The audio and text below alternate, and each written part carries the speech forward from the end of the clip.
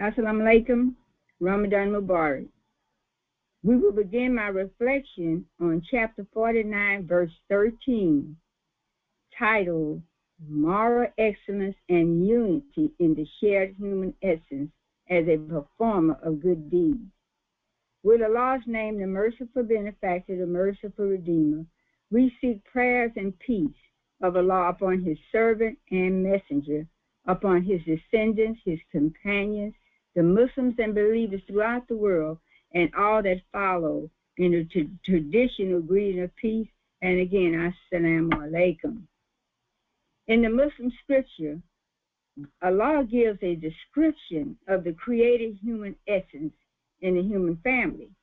He says, O mankind, surely we caused your human essence to have originated from a single father and a single mother, namely Adam and Eve, measured accurately upon a unique pattern of excellence, unlike the similitude of any pre-existing model of another human being. Meaning that as a human being, Allah created us with the essence for us to be successful as human beings. We were born with that nature. However, we also were born with our own unique potentials and capacities. God created a natural inner urge or aspiration in mankind to disperse or spread out into the broader categories of people seeking means of livelihood, dwelling places, and knowledge through his engagement or interaction with creation. The inevitable urge to engage in creation develops the human family into broad, distinct social classes and are the flourishing smaller communal groups for those who chose to remain in their original habitat, rooted firmly by their customs and family lineage. The diversity among them encourages interdependence, mutual acquaintance, acceptance of one another's unique potentials and capacities, and their shared origin that unites them. Cooperative and shared responsibilities are created to benefit the common good and cohesiveness among the whole group and to eliminate unnecessary hardship or danger. Meaning that because of their innate nature to evolve and the fact that God has empowered us with different abilities and capacities, we have to adhere or submit to the one that can do the job better, and we do what we are able to do, but we all work collectively together for the whole group.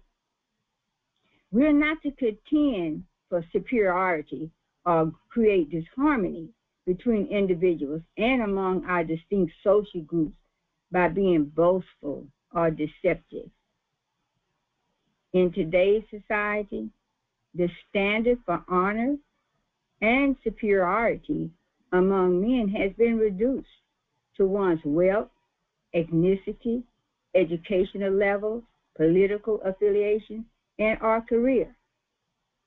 Because man created his own false perception of honorableness and the biased language to support his worldly identity, love for God, mankind, trust, sincerity, responsibility towards self and others, genuine acts of kindness and good conduct became far and few in the public and private life of many people. Being responsive to others with empathy and concern is now short-lived or seldom seen.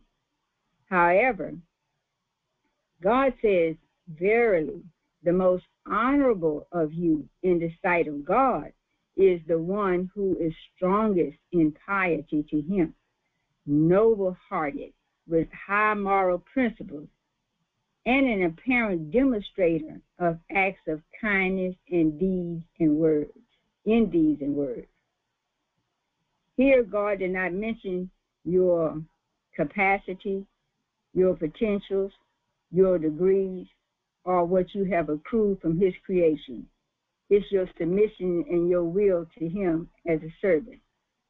One's piety is protected through fear and honor of one God, with regards to God being the only protector and defender against harm and hurt. Indeed, God is he who is all-knowing of you, who are God conscious, and he's all-knowing of your God consciousness, and he's all aware of your hidden secrets. All praise is due to God. I had an experience when I traveled abroad, and this experience was done in a small village, a small community, limited with material resources or little to no education among the people.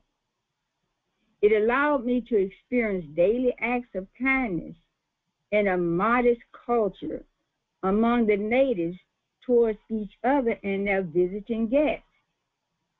Their virtue and shared responsibilities carried out by members between the ages from 2 to 92, everybody was working, were astounded and overshadowed their limited material resources and level of education because of the language barrier that I had with the group, with the natives, meaning that they had limited English and I wasn't knowledgeable of their language. Our mode of communication between us was humble body language, a few common words, and facial expressions of acceptance and thankfulness. Their pious character, superb hospitality, and unyielding acts of kindness made it easy to embrace, accept, and get mutually acquainted with their customs and their rituals. Their limited material resources that I observed, thinking about what we have here in our country, their limited resources did not weaken their faith in God, nor cause them to think or act inferior. A sense of belonging and gratitude to God was apparent in their work and worship, protecting them from the divisive schemes of man's appointed statuses and our wealth. The resources that we take for granted, such as running water in the home, clothing, and secure dwellings, are not privileges to many in certain parts of the world. Shared chores among the youth in fetching water a far distance from the village and balancing the filled container atop their head back to the village without reluctance were humbling to observe. And I was just observing this and watching to see if the bucket was going to become imbalanced and fall off their head or water spilling. No. They were able to walk comfortably, and because I'm sure this is a culture, and carry out their duty successfully.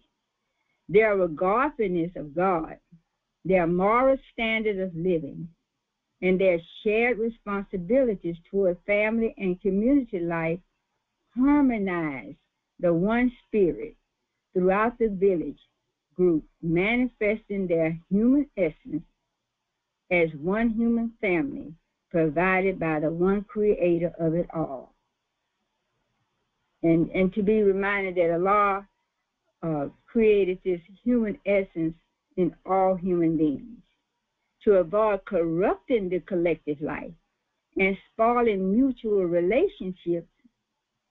True believers must follow reliable sources of information regarding each other and adhere to divine laws and guidance from the Creator to dispel suspicions and evil.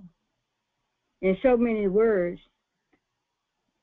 this message is sharing with us that we need to adhere to the nature that God created in us, and we need to rely on the source to elevate and cultivate that essence, and not accept man-made identity of who you are or your self-worth.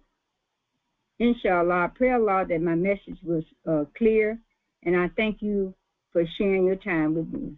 Assalamu alaikum and Ramadan Mubarak.